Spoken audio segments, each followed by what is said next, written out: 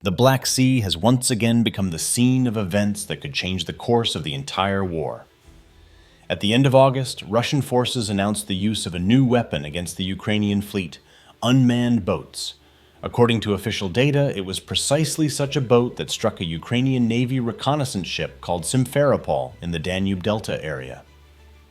This episode is already being called a turning point. The loss of the ship, which was involved in monitoring the water area, collecting data on the movements of the Russian fleet, and providing radio-electronic reconnaissance, is seen as a serious blow to Kiev's entire maritime defense system. There were more than 60 people on board. Some of them were injured and evacuated. According to preliminary data, several crew members are missing. This event caused a wide resonance and became a signal that new technologies and new methods of warfare had appeared in the conflict. Subscribe to the channel so you don't miss the next episodes and stay up to date with all the important news. Like and comment, it helps us keep doing what we do. Russian sources report that unmanned boats will now be used more frequently. Possible targets include the bridge across the Dniester estuary near the village of Zatoka, as well as Ukraine's Danube ports. These facilities play a critical role in the delivery of military and humanitarian aid. It is through these facilities that cargo from NATO and EU countries arrives. The possible blockade or destruction of transport hubs could seriously complicate the supply of Ukrainian forces. The situation is exacerbated by the fact that this is not a one-off use of new technologies, but a transition to a systematic strategy.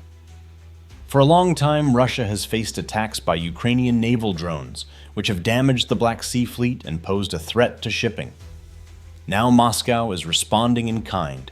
For the first time, there is evidence that such strikes can change the balance of power on the water and even on rivers. The Danube Delta, previously considered a conditional rear, is turning into a new theater of war. For Ukraine, the strike on the Simferopol ship was painful. This reconnaissance ship provided communications, data transmission, and created an overall picture of what was happening for the command. The loss of such a unit means a reduction in the ability to coordinate defense and increases the burden on other resources. Western observers note that it was with the help of such ships that Ukraine obtained data on the movement of Russian forces in the northwestern part of the Black Sea. Now this capability is limited. The international community is closely monitoring events. European publications note that the escalation in the Danube region affects the interests of several countries at once. Romania and Bulgaria are concerned that strikes near their borders could accidentally damage infrastructure on their territory. United Nations representatives say it is necessary to avoid attacks in areas where humanitarian routes pass. However, the parties to the conflict are showing their willingness to continue operations. Against the backdrop of these events, the information space is overflowing with comments from experts and politicians. Some argue that Russia is seeking to completely block maritime supply routes for weapons. Others believe that the new strikes are intended to exert psychological pressure and demonstrate capabilities. One thing is clear: we are on the threshold of a new phase, where not only missiles and unmanned aerial vehicles come to the fore, but also new generation naval systems. Russia has effectively opened a new front on the water.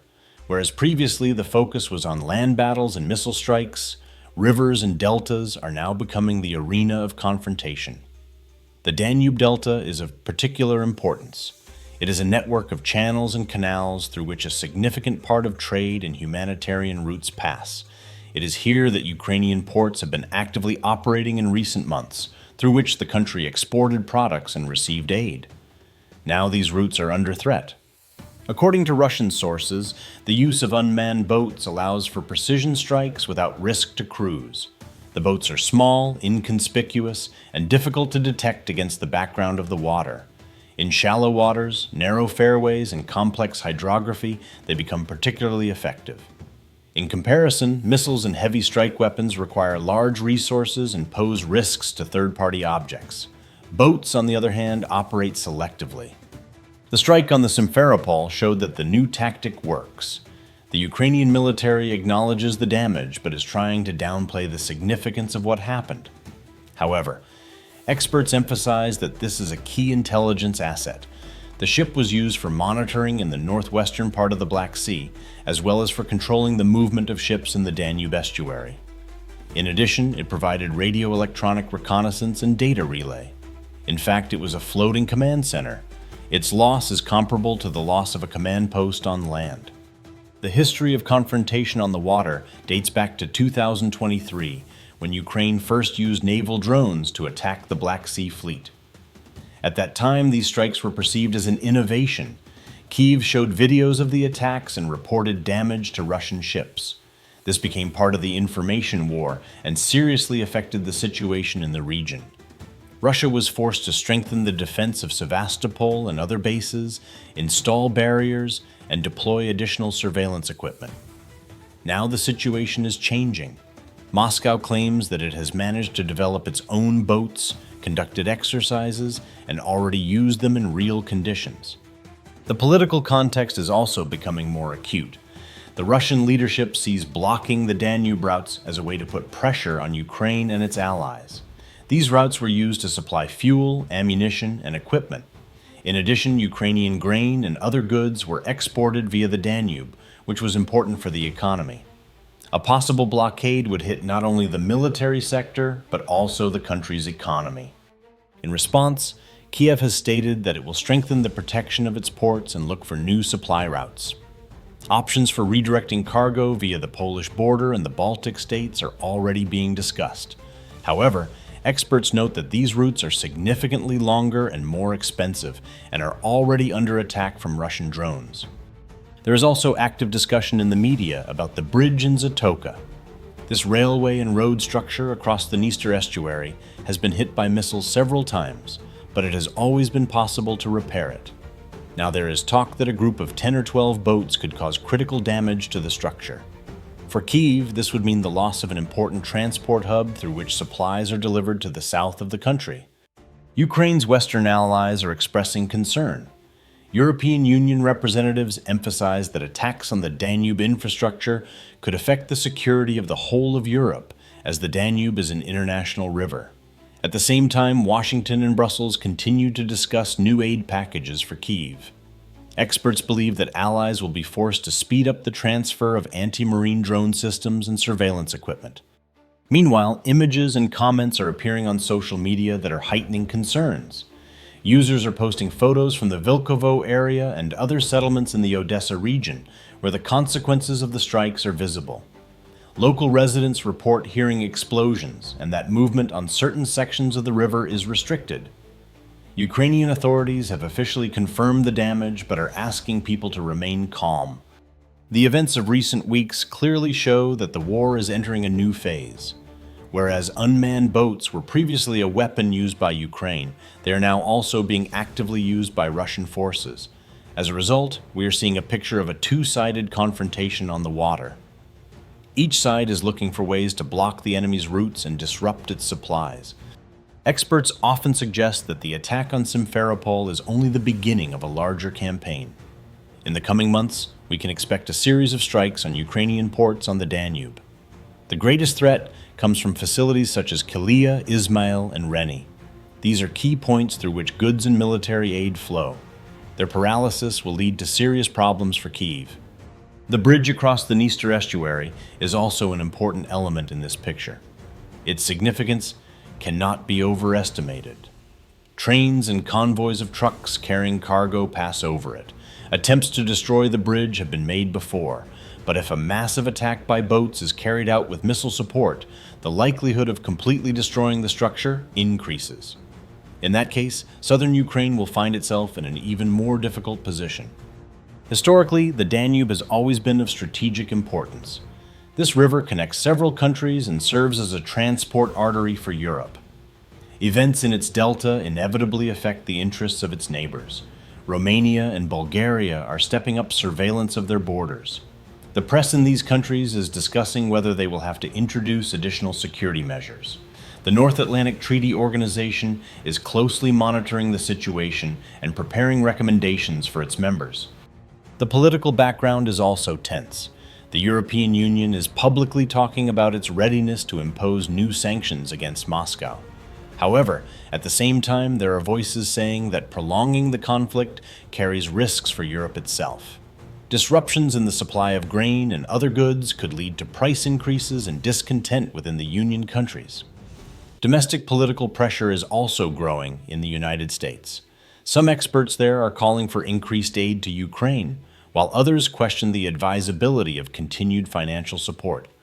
Against the backdrop of these discussions, more alarming predictions are also being made.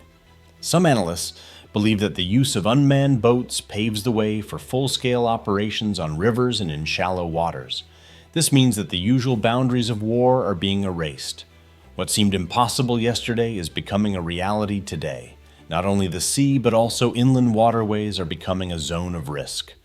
Ukraine, in turn, is focusing on strengthening its defenses. Kyiv is strengthening its surveillance system, deploying additional patrols, and trying to attract technology from its allies. In particular, the transfer of electronic warfare equipment and special barriers is being discussed, but experts note that it is impossible to completely close off the water area. The small size and high speed of the boats pose a constant threat. The situation with the Simferopol ship demonstrates the weaknesses in the defense. Even with a crew trained to repel attacks, it proved difficult to counter the strike at night. This calls into question the stability of the entire Ukrainian port defense system. As a result, the command has two options: either transfer additional forces and resources to the south, or look for new logistics routes. Observers note that the informational effect of the attack on Simferopol has already played a role. For Moscow, it is a demonstration of capabilities. For Kyiv, it is a serious challenge. In western Ukraine and the central regions, security measures are being stepped up at railway junctions and bridges. The authorities understand that if the situation continues to develop, the strikes could be extended to other targets. Thus, we are witnessing the beginning of a new phase. It is characterized by increased risk to transport and energy infrastructure, the involvement of international organizations, and heightened political pressure. Analysts warn that the situation could become even more tense in the coming weeks. Events in the Danube Delta and on the Black Sea coast show that the conflict is spiraling. Every new technology, every new means of warfare leads to retaliatory actions. Ukraine was the first to use naval drones, and Russia responded by creating its own unmanned boats. Now we are seeing a mirror confrontation, with both sides using the same methods. This is an alarming signal for the international community.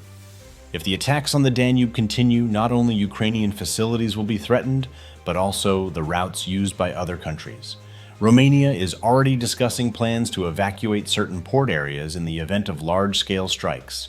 Bulgaria is strengthening its surveillance system. Concern is growing in the European Union. Each new escalation could trigger a chain reaction. Disruptions to the supply of grain, fuel, and other cargo will affect millions of people. Particular attention is being paid to the bridge in Zatoka. Many experts call it a vulnerable link. If it is destroyed, southern Ukraine will be cut off from some of its supplies. It will be extremely difficult to rebuild the bridge amid constant attacks. This will create serious difficulties for the army and the economy. Against the backdrop of these threats, Kyiv is trying to enlist the support of its allies. Negotiations are underway on the supply of new anti-drone defense systems.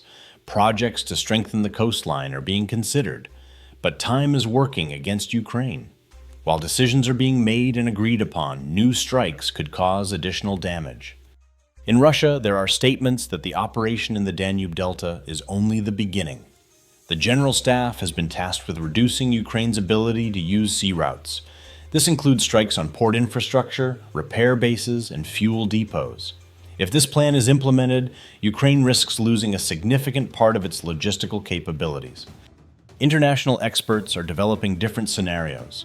The first scenario assumes that the attacks will be limited to a show of force and will not lead to a complete blockade of routes. The second scenario is more severe. It involves a series of strikes on bridges and ports, which would effectively deprive Ukraine of access to the sea. The third scenario is linked to a possible expansion of the conflict. In this case, facilities near the borders of the North Atlantic Treaty countries will be threatened, which will require the entire alliance to respond. In any of these scenarios, tensions will rise. Each new clash creates a domino effect. International organizations will call for negotiations, but the parties show no willingness to compromise. Against the backdrop of these events, it is clear that we are facing a difficult autumn. Russian forces are betting on new technologies. Ukraine is looking for ways to defend itself and is counting on its allies. Europe is preparing for possible supply disruptions. The world is witnessing how an ordinary river is turning into an arena of global confrontation. The results are obvious. The conflict continues to expand. New methods of warfare are taking it to a level that no one expected until recently. New points of tension are appearing on the map that could change the entire strategy. To follow developments, subscribe to the channel. Like, comment, and share the video with your friends. There are many more important episodes ahead that will help you understand where the world is headed and what to expect in the near future.